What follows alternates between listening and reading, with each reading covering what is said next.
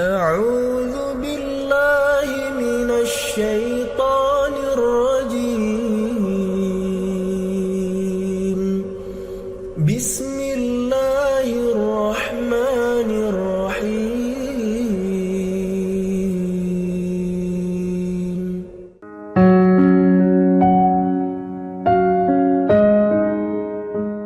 Teman-teman sekalian yang dirahmati Allah Subhanahu wa taala, tadi kita membahas sekilas tentang pentingnya akhlak. Karena salah satu alasan dulu orang-orang kafir tertarik kepada Islam dan akhirnya mereka masuk Islam itu adalah karena ngelihat tampilan dari akhlak Nabi dan para sahabat. Itu salah satu alasan kuatnya, termasuk Umar bin Khattab. Jadi itu daya tarik dan memang itu nilai yang penting yang dimiliki oleh Nabi SAW. Sehingga ketika Nabi ingin menawarkan Islam kepada orang-orang kafir Quraisy, salah satu yang Nabi coba pastikan adalah bahwa ajaran Islam itu adalah ajaran-ajaran tentang akhlak mulia.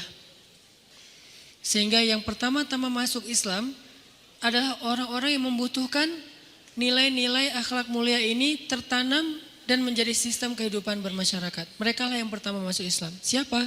Para budak, orang-orang miskin. Kenapa kok para budak dan orang miskin lebih dulu menerima Islam daripada orang-orang kaya dan orang-orang yang terkemuka? Karena ajaran Islam itu sangat menguntungkan para budak dan orang miskin pada masa itu. Dari sisi mana? Akhlak.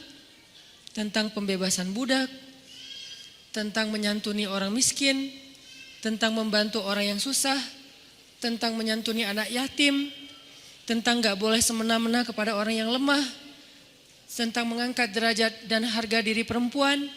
Sehingga yang awal-awal tertarik kepada Islam adalah orang-orang yang membutuhkan nilai akhlak ini untuk menyelamatkan kehidupan mereka.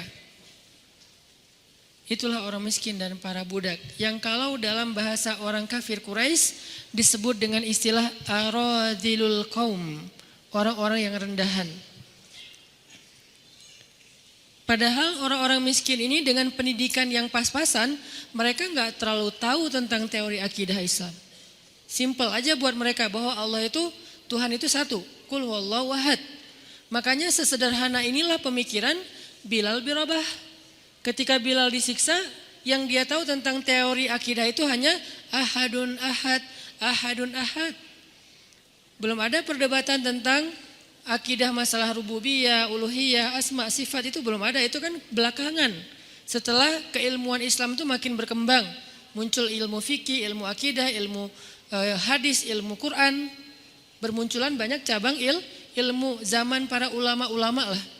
Tapi di zaman awal-awal generasi Bilal, mereka taunya cuma ahadun ahad, dan itu udah cukup untuk menjelaskan kepada mereka bahwa inilah kebenaran. Dan daya tariknya adalah ajaran akhlak. Sehingga ketika ada orang Badui bertanya kepada Rasulullah SAW tentang Islam, apa itu Islam? Nabi SAW mengajarkan Islam itu adalah silaturahim. Islam itu adalah berkata jujur. Islam itu adalah membantu orang-orang yang susah. Islam itu adalah tidak boleh mencela. Islam itu adalah menjaga garis keturunan. Itu yang awal disampaikan oleh Nabi tentang Islam. Baru kemudian dia tertarik mempelajari Islam. Kalau gitu Islam itu agama yang benar. Kenapa? Karena ajaran-ajaran ini adalah universal. Semua orang mengakui bahwa ini benar. Dan mereka bukan hanya melihat ini sebagai narasi dari lisannya Nabi, tapi juga dilihat dari praktek akhlaknya Nabi sendiri. Kayak laki-laki yang buang air kecil di masjid, karena dia orang primitif, dia gak bisa membedakan mana masjid, mana toilet. Dan juga sekaligus menunjukkan sesederhana itulah Masjid Nabawi pada masa itu, tidak ada lantai yang keramik atau marmer. Sehingga dia pikir ini adalah tempat yang biasa, bukan tempat yang istimewa. Dia buang air kecil di situ. Lalu para sahabat dengan semangat ruhul Islam, spirit of Islam mereka tersinggung. Mereka ingin memarahi laki-laki tersebut. Mereka ingin bahkan memukul laki-laki tersebut. Bukan hanya memarahi tapi memukul. Nabi SAW menampilkan sebuah performance akhlak yang terbaik. Nabi menahan para sahabat. Berikan dia waktu sampai dia menyelesaikan hajatnya. Karena kalau diputus di tengah jalan itu akan menyakitinya. Gitu gak sih? Iya. Itu akan menyakiti dia, mengganggu dia dan tidak nyaman buat dia. Kita gak nyaman, tapi kan mungkin dia gak paham. Akhlak Nabi kepada orang yang tidak paham. Akhirnya tunggu dulu sampai dia beres. Udah beres, para sahabat ngambil air, disiram, dibersihkan. Udah beres itu Nabi manggil dia. Nabi ngejelasin, ini tempat ibadah. Dan Nabi tuh gak ngejelasin dengan cemberut. Coba kalau kita. Wah, udah dikeluarin semua dalil ya. Padahal Nabi pemilik dalil. Gak ada qala Allah. Gak ada tuh. Qala Rasul. Dan beliau sendiri Rasul. Jadi gampang banget sebetulnya buat Nabi tuh ngeluarin dalil. Cuma Nabi bilang ini tempat ibadah. Kami mensucikan tempat ini. Tidak boleh buang hajat di sini. Kamu dari mana? Malah kenalan. Dari mana? Ngomong enak. Cuman emang gak direkam semua dialog itu ya. Gak direkam semuanya. Cuman beberapa aja. Cuman yang saya penasaran, gak mungkin dong cuman ngomong kayak gitu doang dia akhirnya masuk Islam. Pasti ada ekspresi Nabi yang membuat dia nyaman. Sikap Nabi yang membuat dia nyaman. Perlakuan Nabi ke dia, treatmentnya Nabi membuat dia nyaman. Itu tuh utuh. Akhlak yang utuh.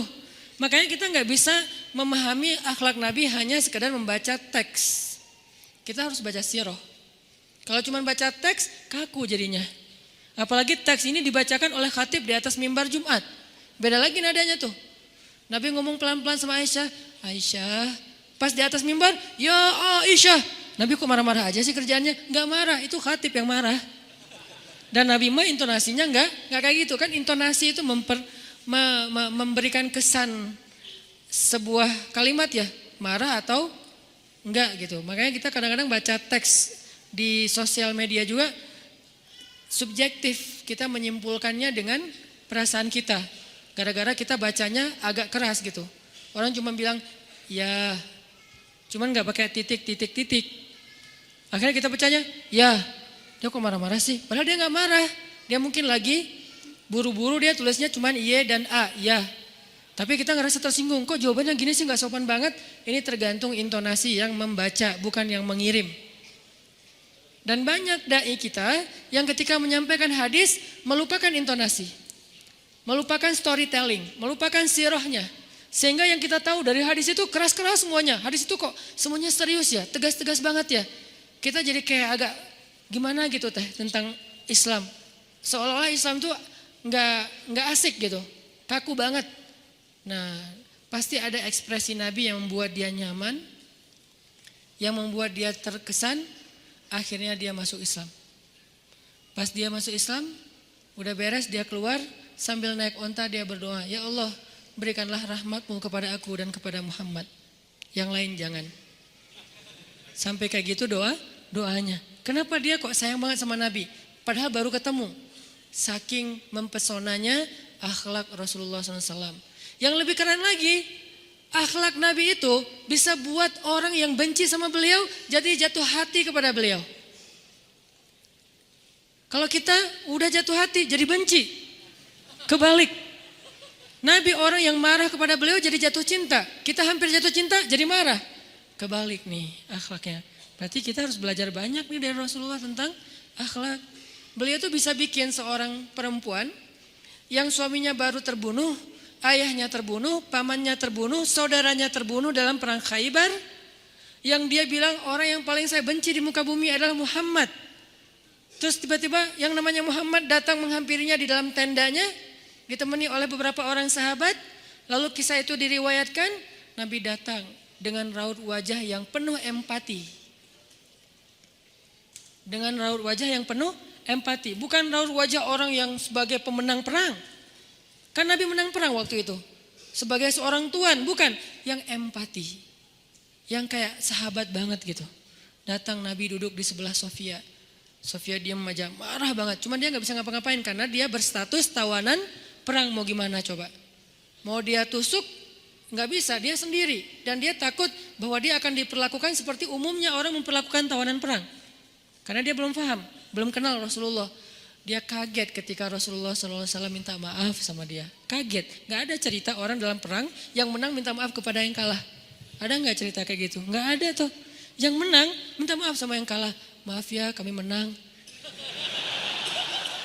Jangankan perang, sepak bola aja susah nyari yang kayak gitu kan ya. Ini akhlak nih untuk kita teman-teman di Bandung dengan Persibnya. Nanti di Jakarta dengan apa Jakarta teh? Persijanya. Nanti yang menang siapapun yang tanding, maaf ya menang. Dari mana lo akhlak kayak gitu? Rasulullah. Cie. Karena yang itu lebih serius loh daripada bola. Bola kan cuma permainan, entertain, olahraga kan. Gak seserius perang. Perang itu serius. Kalah itu meninggal artinya terbunuh. Kalau kita kalah paling ya kurangnya apa? Nggak dapat skor gitu, nggak dapat poin. Kalau itu kalah terbunuh. Nabi datang minta maaf dengan ekspresi empati yang tinggi, yang dalam. Nabi itu kayak ngerasain banget perasaan Sofia. Minta maaf, menjelaskan. Sofia, maaf ya, aku ikut turut berduka atas wafatnya ayahmu, suamimu. Sofia marah banget. Terus Nabi menjelaskan apa yang terjadi. Aku tuh udah ngasih kesempatan agar kita gak usah berperang. Tapi mereka terus menyerang. Maaf ya, ngejelasin lagi. Maaf ya, ngejelasin lagi. Berjam-jam. Seolah-olah Nabi yang minta pengampunan kepada Sofia. Seolah-olah Nabi itu tawanan perang. Minta maaf, menjelaskan kejadiannya. Minta maaf, menjelaskan. Terus kayak gitu dengan ekspresi serius. Dan kelihatan banget lah. Ucapan dan ekspresi orang yang jujur kan kelihatan ya. Jujur bahwa beliau itu empati banget. Bahwa beliau juga berduka. Terus sampai Sofia dari yang tadinya lihat ke bawah nunduk marah. Lama-lama ngelihat ke arah Rasul. Lihat ekspresi Rasul serius banget, malah dia jadi kasihan. Sampai akhirnya dia jatuh cinta kepada Rasulullah SAW. Kata Sofia, ketika Rasulullah SAW datang kepada saya, waktu itu dia adalah orang yang paling saya benci di muka bumi. Tapi dia terus meminta maaf dan menjelaskan.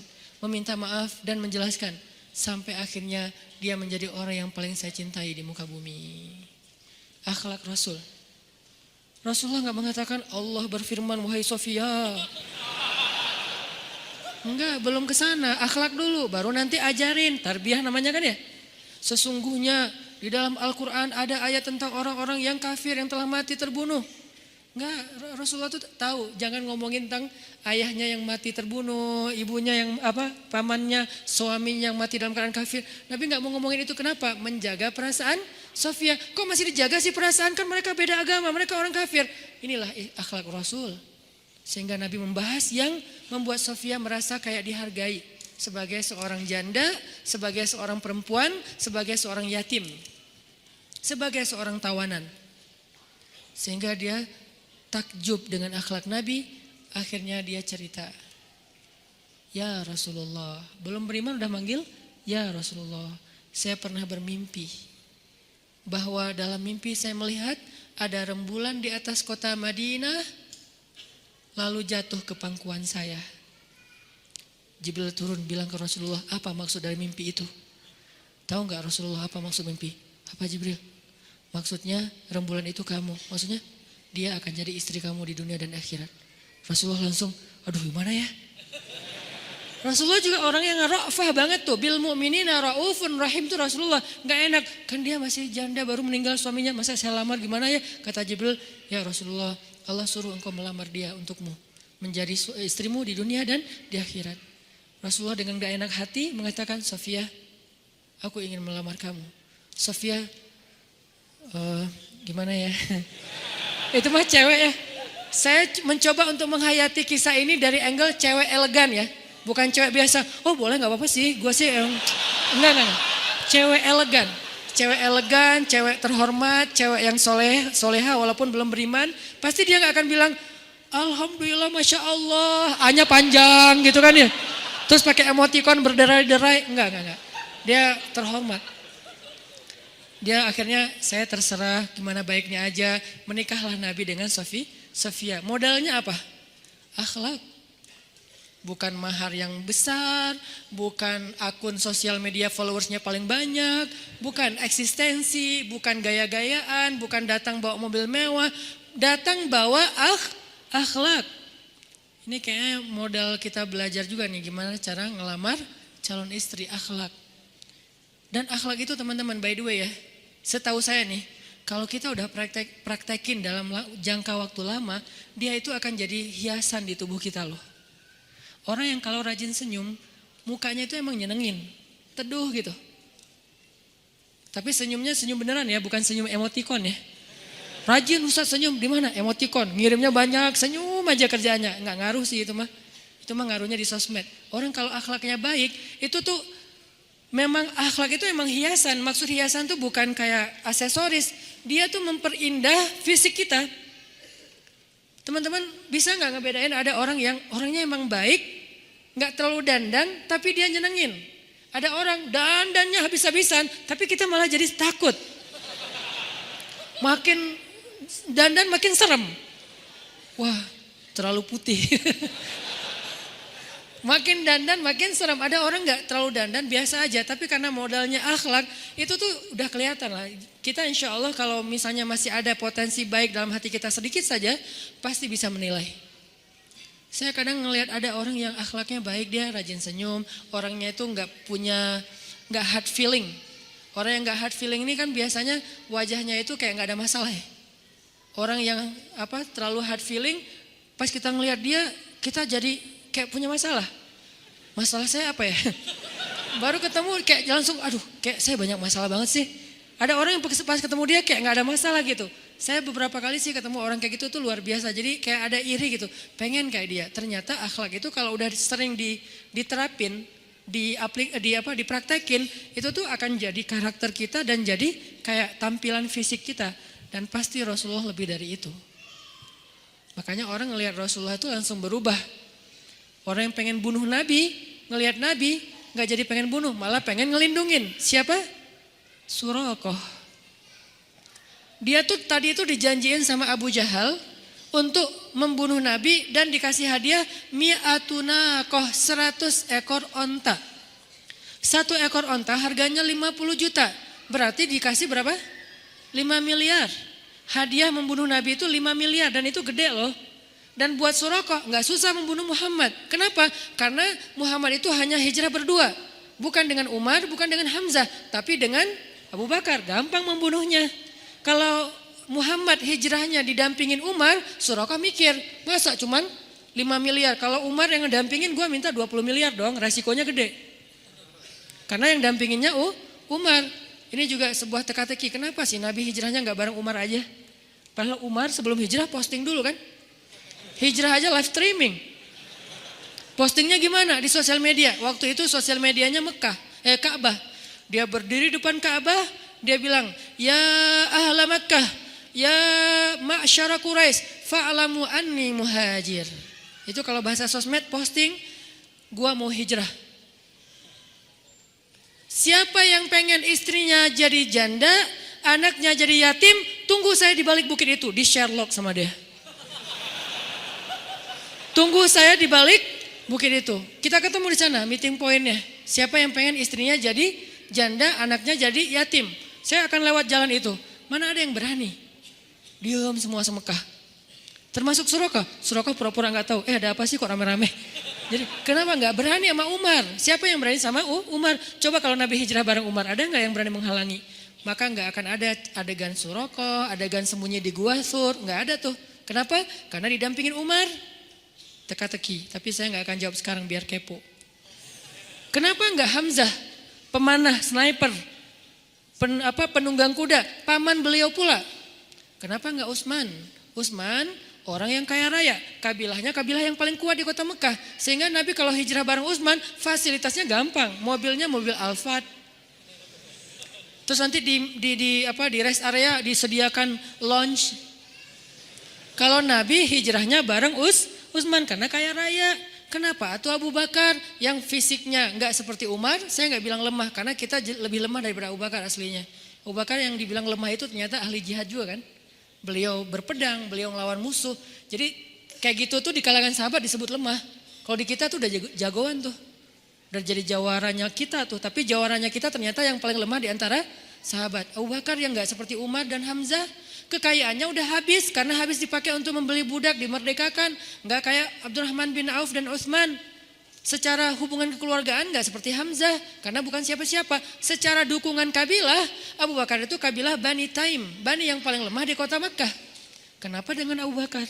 Sehingga buat seorang Suraqah membunuh Muhammad yang cuma didampingin Abu Bakar itu tuh gampang, gak ada resiko. Mencari jejak Rasulullah gampang, dia tuh pembaca jejak. Dia bisa ngelihat di tanah, onta yang lewat itu ukurannya berapa, di atasnya itu yang menungganginya laki-laki atau perempuan itu ketahuan dari dalamnya jejak onta tersebut. Suraqah bisa tahu itu. Wah yang di atasnya cewek nih, tahu. Di atasnya cowok nih, tahu karena beratnya beda. Di atasnya anak kecil, tahu. Di atasnya orang yang ditawan, tahu. Kenapa tahu bahwa di atasnya ditawan? Karena dia meronta-ronta, jadi jejaknya tuh kayak acak gitu, tahu banget.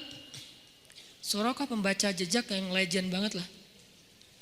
Sehingga buat Suraqah mendapatkan 5 miliar gampang. Dan benar juga, dan dia dapat menemukan Rasulullah, tuh Muhammad. Di antara semua yang mencari jejak, Suraqah yang pertama menemukan Rasulullah bersama Abu Bakar lagi naik onta menjauh dari kota Makkah. Ketika Suraqah mendekat, Rasulullah menawarkan sesuatu yang gak realistis banget.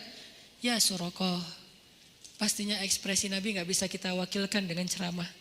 Cuman kita yakin harus beriman, ekspresi Nabi itu menawan banget, keren banget.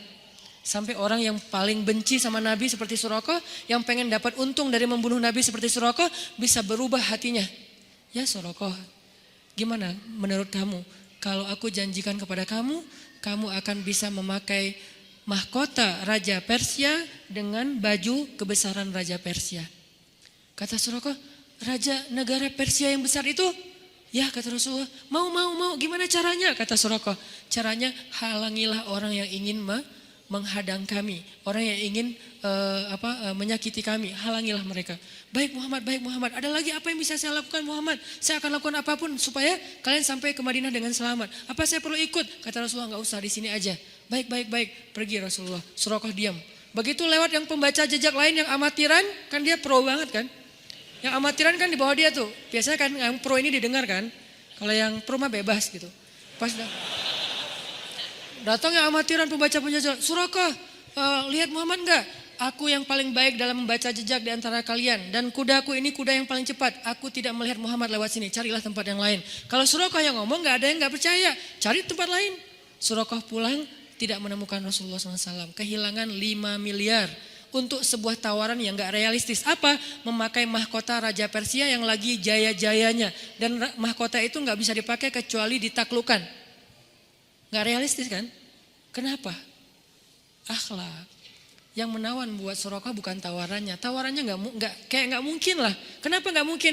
Kalau Rasulullah menawarkan mahkota Raja Persia habis menang perang Badar, itu agak sedikit realistis. Soalnya udah ada tren menang nih. Ini dalam keadaan terusir, nawarin mahkota Raja Persia, satu di antara dua imperium yang lagi berkuasa. Kan nggak realistis banget tawarannya. Terus apa yang menakjubkan buat Suraqah sampai diambil tawaran ini dan ditinggalkan tawaran yang lain yang lebih realistis? Abu Jahal itu punya lebih dari 1000 onta, ngasih 100 itu nggak ada apa-apanya, receh banget buat Abu Jahal. Kenapa nggak ngambil yang itu aja? Kenapa mengambil yang ini yang nggak realistis? Karena kagum, takjub dengan akhlaknya Rasulullah SAW. Nggak dikasih mahkota juga nggak apa-apa, penting udah ngeliat Rasul, oh ini Rasulullah, aduh nggak tega menyakiti beliau. Ya udah Rasulullah lanjutkan, saya yang hadangi orang-orang yang ingin menyusul engkau, yang ingin memburu engkau. Ini akhlak. Dan nanti di Madinah juga kayak gitu akhlak. Gimana Nabi SAW itu menjadi omongan di seantero Hijaz. Hijaz itu sekarang tuh daerah Arab Saudi dan sekitarnya. Semua ngomongin Nabi tentang akhlaknya. Ketika Nabi SAW mengutus Ja'far, sepupu beliau ke Habasyah, lalu Raja Habasyah bertanya kepada Ja'far, ya Ja'far, jelaskan kepadaku agama yang dibawa oleh Muhammad itu seperti apa? Ja'far menjelaskan tentang poin-poin tentang Islam, tapi setengah dari penjelasan di awal itu adalah akhlak. Tadi silaturahim, membebaskan budak, menyantuni anak yatim, membantu orang miskin, membayar hutang, jujur, amanah, segala macam. Baru di bawah itu adalah tidak menyembah kecuali Allah Al-Ahad. Di atasnya akhlak. Semua baru di bawahnya akidah dan syariah. Syariahnya masih sederhana, sholat. Akhirnya Najasyi mengatakan, ini gak ada bedanya dengan ajaran Nabi Isa. Ajaran akhlaknya sama. Akhirnya mengatakan, bedanya agama kamu dengan agama saya itu cuma seperti ini. Ditarik satu garis, tipis banget bedanya. Ketika Abu Sufyan menjelaskan tentang Islam kepada Raja Romawi, saat Nabi mengirim surat kepada Raja Romawi, lalu Abu Sufyan dipanggil karena dia kebenaran waktu itu lagi berdagang di daerah Romawi, dipanggil oleh Raja Romawi, ditanya, agama yang dibawa oleh Muhammad itu seperti apa? Abu Sufyan menjelaskan sosok Rasulullah itu dengan menjawab pertanyaan tentang sosok Rasulullah itu, dan pertanyaannya seputar akhlak. Kata Raja Romawi, apakah kalian pernah mendengar dia berdusta? Akhlak. Kata Abu Sufyan, tidak pernah. Apakah dia orang yang punya keturunan? Itu juga akhlak. Bukan orang yang gak jelas asal usulnya. Dia punya keturunan di antara kami. Apakah dia orang yang mencari harta? Kata Abu Sufyan, bukan. Dia orang yang kaya, istrinya orang yang kaya. Dan seterusnya, baru yang terakhir, apa yang diajarkan? Dicari tahu dulu siapa orang ini. Setelah dicari tahu orang ini, ternyata semua pertanyaannya, jawabannya orang yang keren banget, baru apa yang diajarkan? Dia mengajarkan tauhid. Tidak ada Tuhan yang patut disembah selain Allah. Raja Romawi ini mengatakan, kalau yang kamu katakan itu benar, dan orang ini seperti yang kamu sebutkan, maka dia akan berdiri di tempat saya berdiri. Maksudnya dia akan mengalahkan saya dan menguasai imperium Romawi suatu saat nanti. Abu Sufyan langsung kaget. Itu salah satu alasan Abu Sufyan mulai galau. Abu Sufyan ini kan politikus. Dakwah kepada dia itu harus pakai bahasa kekuasaan. Sehingga ketika dia tahu Islam ini akan berkuasa, galau Abu Sufyan. Wah, ternyata agama Muhammad ini agama yang paling akan berjaya nanti. Kalau agama itu sudah menang, saya belum masuk Islam, jadi apa saya nanti pada waktu itu? Gak mau kalah. Abu Sufyan ini pedagang dan politikus. Sehingga akhirnya dia galau, mulai belajar Islam. Intinya teman-teman, akhlak. Makanya agak sedih sih kalau kita nih ahli ibadah, rajin taklim, tapi akhlaknya gak usah jauh-jauh, dengan keluarga aja belum baik. Ini kayaknya agak tadi klise banget. Makanya hadis yang tadi saya katakan akan jadi pembahasan kita, hadis yang diriwayatkan oleh Imam Ahmad. Rasulullah SAW bersabda, innal mu'min la yudrika bihusni khulqihi darajatas shaim al-qaim. Seorang mukmin sesungguhnya akan bisa meraih keutamaan dan derajat orang yang rajin berpuasa dan rajin sholat malam disebabkan dengan akhlaknya yang baik. Maksudnya apa? Inilah keutamaan orang yang akhlaknya baik. Kedudukan orang yang akhlaknya baik adalah seperti orang yang ahli ibadah malam. Kedudukan orang yang akhlaknya baik adalah seperti orang yang ahli puasa di siang hari. Apalagi dia bisa sempurna antara siang dan malamnya, akhlak dan ibadahnya, maka udah gak ada lagi yang bisa menandingi dia. Kalau dia ngandelin akhlak aja, ibadahnya wajib-wajib doang nih, karena gak boleh kurang dari yang wajib kan standarnya mah. Yang wajib itu sholat 5 waktu, yang wajib itu puasa Ramadan. Tapi gak ada yang plus, gak ada tahajud, gak ada duha, gak ada qobliyah ba'diyah, gak ada puasa Senin Kamis, gak ada Daud.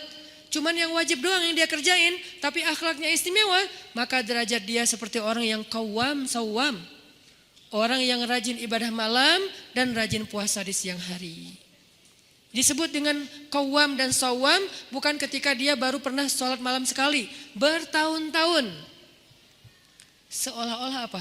Seolah-olah kalau kita membantu seorang yang membutuhkan, itu kita sama derajatnya dengan ahli ibadah yang sudah beribadah sekian puluh tahun. Sekali aja kita nahan lisan kita dari mencela orang lain ketika kita dicela, daripada kita cela balik mending kita diam. Sekali aja kita nahan diri untuk tidak komen atau nge-replay komen orang lain, itu derajat kita sama dengan ahli ibadah yang sudah bertahun-tahun.